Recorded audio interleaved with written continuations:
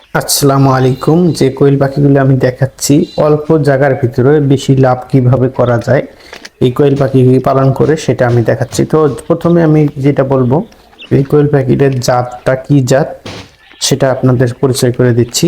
এই কোয়েল পাখিটার জাত হলো জাম্বু। এটা কিন্তু জাপানি একটা কোয়েল পাখি। তো ওই যে এরকম করে অল্প জায়গার ভিতরে এই সুন্দর একটি খাঁচা তৈরি করে আপনারা কিন্তু কোয়েল পাখি এখানে দুই খাঁচায় উপরতলা নিচতলা মিলে আমার কোয়েল আছে প্রায় 100 প্লাসের উপরে। এখানে কিন্তু 200 পালন করা সম্ভব। দেখেন জায়গা কিন্তু অনেক ফাঁকা ফাঁকা আছে। তো ওই কোয়েল পাখিটা একটা মজার বিষয়টা হচ্ছে কোয়েল পাখি কিন্তু 45-50 দিনের ভিতরে ডিম দেওয়া শুরু করে এবং ডিম কিন্তু 18 মাস ডিম দেয়। তো এরপরে ডিমটা কিন্তু আসলে 6 মাস পারার পরে দুই দুই মাসের মতো তারা একটু গ্যাপ দিয়ে আবার শুরু করে, আবার কিন্তু টানা 7-8 মাস ডিম পারে।